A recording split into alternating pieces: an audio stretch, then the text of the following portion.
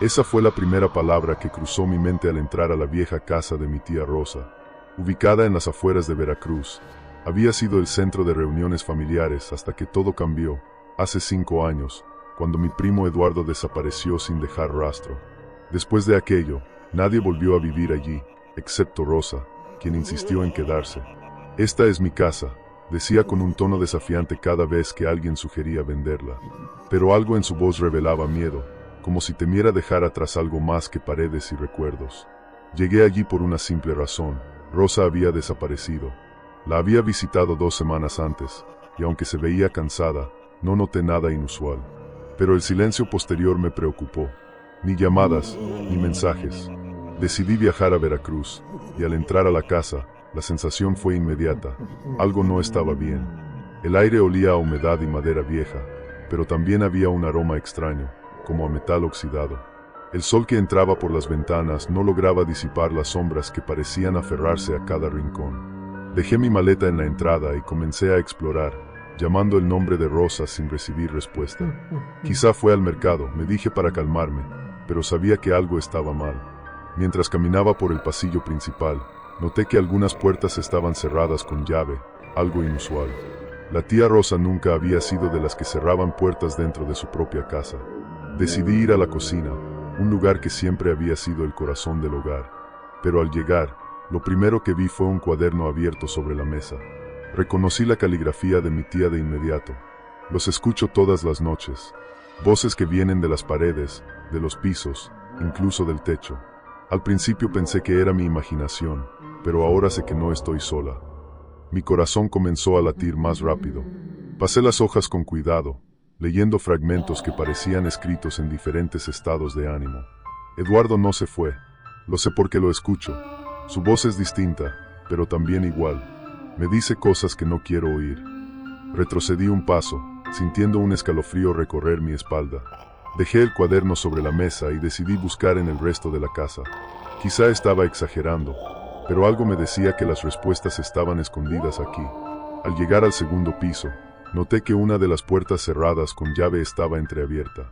Empujé lentamente y descubrí un cuarto que había estado cerrado durante años. La habitación de Eduardo.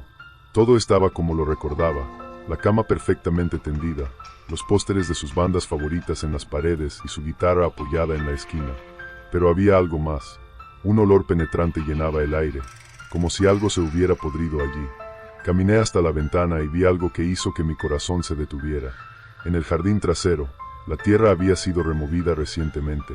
Había un montón de tierra fresca justo al lado del árbol de mango donde solíamos jugar cuando éramos niños. Algo me impulsó a salir y verificar. Con una pala que encontré en el cobertizo, comencé a cavar. Cada palazo me hacía sentir más ansioso, como si estuviera a punto de descubrir algo que cambiaría mi vida para siempre. Y lo hice. Después de unos minutos, algo salió a la luz. Una caja de madera.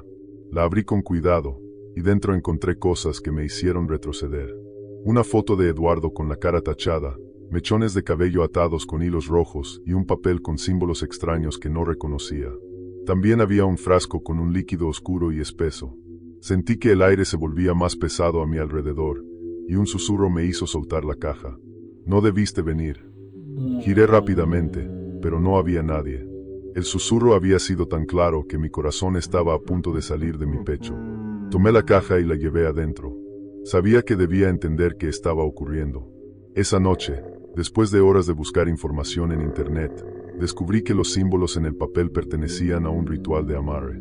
Según lo que leí, se utilizaban para retener algo o alguien en un lugar específico. La idea me aterró. ¿Había mi tía intentado retener a Eduardo? O peor, ¿había alguien más hecho esto? Esa noche no pude dormir. Cada vez que cerraba los ojos, escuchaba pasos en el pasillo. Me armé de valor y salí con una linterna, pero no había nadie. Al volver a mi habitación, la ventana estaba abierta, aunque recordaba haberla cerrado. Por la mañana, decidí visitar a un viejo conocido de la familia, don Severiano, un curandero que vivía en las afueras del pueblo. Le llevé la caja y le conté todo. Su expresión, normalmente tranquila, se volvió grave. «Esto no es un juego», dijo mientras examinaba los objetos. «Dices que encontraste esto en el árbol de mango». Asentí, y él suspiró profundamente. «Ese árbol es un portal. Alguien usó este ritual para atrapar un alma allí, pero parece que algo salió mal. Le pregunté qué podía hacer para arreglarlo. Don Severiano sacó una vela negra, un montón de sal y un pequeño espejo, colocándolos sobre la mesa con una delicadeza casi ritual. Sus ojos, cansados pero intensos, se clavaron en los míos. Debes enfrentar lo que está allí. Pero te advierto, no será fácil. Ellos no quieren irse. ¿Ellos? Pregunté, sintiendo un escalofrío recorrer mi espalda. Pero don Severiano no respondió, como si incluso mencionar sus nombres fuera un acto de provocación. Esa noche, siguiendo las instrucciones de don Severiano, preparé el ritual en el árbol de mango. Ese árbol siempre había sido un lugar extraño, con sus raíces grandes y nudosas que parecían dedos tratando de aferrarse al suelo. Encendí la vela, y su llama oscilaba como si estuviera viva. Formé un círculo de sal, rodeando el tronco, y sostuve el espejo frente a mí, como si fuese un escudo contra lo que estaba por venir. «Muéstrate», dije con una voz que apenas reconocí. Era un susurro, pero cargado de una fuerza que no sabía que tenía. Al principio, no pasó nada, solo el crujido del viento en las hojas y el distante canto de un búho. Pero luego, el aire cambió. Se volvió pesado, denso, como si algo invisible me estuviera observando. Las hojas del árbol comenzaron a moverse en un patrón extraño, y me di cuenta de que sus crujidos formaban un ritmo. Estaban diciendo mi nombre. El espejo comenzó a oscurecerse, y al principio pensé que era el reflejo de la vela. Pero no, una figura comenzó a formarse. Eduardo.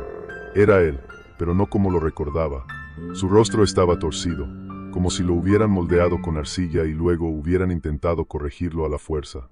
Sus ojos eran dos pozos oscuros que parecían absorber la poca luz que quedaba en la noche. «¿Por qué me dejaste?», dijo con una voz que no era solo la suya, sino muchas, como un coro de lamentos que resonaban en mi mente. Mis piernas temblaron, y las lágrimas comenzaron a correr por mi rostro. «No fui yo», dije entre sollozos, temblando de miedo y culpa. «¿Qué te hicieron?». Eduardo extendió una mano hacia el espejo. La superficie, que antes era sólida y fría, comenzó a ondear como agua. Sentí el impulso de tocarlo, pero mi instinto me detuvo. El viento se intensificó, pero esta vez no era solo el aire. Había algo más en él, un murmullo grave, palabras en un idioma que no reconocía. De repente, todo se detuvo. El viento, los susurros, incluso mi respiración.